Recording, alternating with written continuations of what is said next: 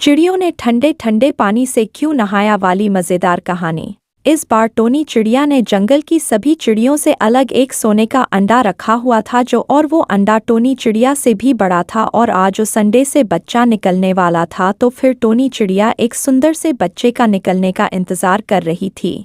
और फिर थोड़ी देर बाद वो अंडा ज़ोर ज़ोर से हिलने लगता है और फिर उस सोने के अंडे से एक सुंदर बच्चे की जगह पर एक बहुत काला कौआ निकल आता है और उस काले कौआ को देखकर टोनी चिड़िया खुश नहीं होती है। तो फिर वो काला कौआ बोला, ओ मेरी माँ टोनी चिड़िया, तुम मुझे देखकर खुश नहीं हो क्या? तुम्हें एक बहुत सुंदर बच्चा चाहिए था और मैं इतना काला हूँ तो आपको मैं पसंद नहीं हूँ, लेकिन मैं दिल का बहुत साफ हूँ मेरी माँ टोनी चिड़िया, अब आप कुछ बोलो ना।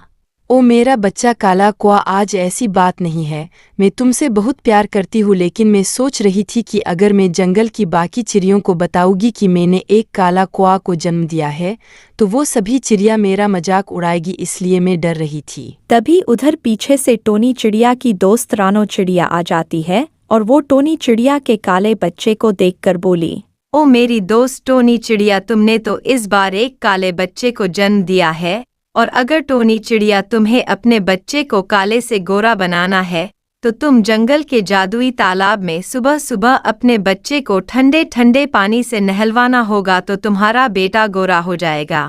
ओ मेरी दोस्त रानो चिड़िया, तुमने मुझे उस जादुई तालाब के बारे में बताया, इसलिए तुम्हारा बहुत बहुत धन्यवाद। और अब मैं कल सुबह ही अपने काले कौआ को लेकर उस तालाब के ठंडे ठंडे पानी से स्नान कराऊंगी तो फिर मेरा काला कौआ गोरा हो जाएगा। तो फिर काला कौआ अपनी माँ टोनी चिड़िया के साथ उस जादुई तालाब के पास उड़ते उड़ते आ जाती है, लेकिन टोनी चिड़िया के काले कौआ को देखकर उस तालाब की देखभाल करने वाली भूतिया चिड़िया उधर आ जाती है और फिर वो बोली, ओ टोनी चिड़िया, तुम मेरे तालाब के पास मुझसे बिना अनुमति लेके कैसे आई हो? और अब मैंने तुम्हारे इस काला कौआ को अपने जादुई पिंजरे में बंद कर दिया है। अगर तुम अपने इस काले कौआ की जान बचाना चाहती हो तो तुम मेरे भोजन के लिए शाम होने से पहले एक चिड़िया लाओगी, नहीं तो मैं तुम्हारे इस काले कौआ को खा जाऊंगी। ओ भूतिया चिड़िया, तुम मेरे बच्चे काला कौआ को कुछ मत करना, मैं तुम्हारे भोजन के लिए शाम होने से पहले जंगल से एक चिड़िया लेकर अभी आती हूँ, लेकिन मैं जंगल से जब तक वापस ना आ जाऊँ तब तक मेरे बच्चे को कुछ मत करना।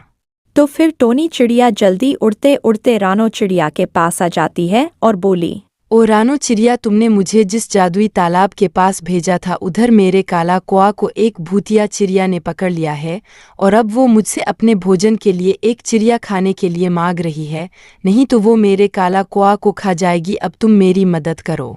ओ टोनी चिड़िया, ये लो मेरा जादुई इंजेक्शन, मैंने इस जादुई इंजेक्शन को बहुत सालों में बनाया है। अगर तुम इस जादुई इंजेक्शन को उस भूतिया चिड़िया की आंखों में लगा दोगी तो थोड़ी ही देर बाद भूतिया चिड़िया जमीन पर गिर के बेहोश हो जाएगी। तो फिर टोनी चिड़िया भूतिया चिड़िया के पास जल्दी से उड़ते उड़ते काला कौआ को बचाने के लिए आ जाती है और फिर बोली, ओ भूतिया चिड़िया, तुम मेरे बेटे काला कौआ को इस आग की कड़ाई से नीचे उतार दो, नहीं तो मैं ये जादुई इंजेक्शन तुम्हारी आंखों में लगा दूंगी और फिर तुम्हें भी इस गर्म आग की कड़ाई में पकने के लिए चढ़ा दूंगी। ओ टोनी चिड़िया, मैं तुमसे नहीं डरता हूँ और तुम्हें जो कुछ करना है कर लो और कुछ ही देर बाद मैं तुम्हारे इस काला कौआ की बिरयानी बनाकर तुम्हारे सामने खा जाऊंगी और तुम मेरा कुछ भी नहीं कर सकती हो।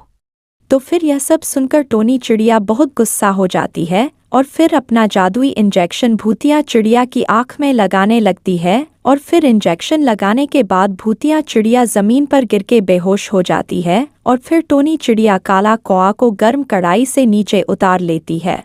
अगर आपको ऐसी और वीडियो देखनी है तो इस वीडियो को लाइक और सब्सक्राइब जरूर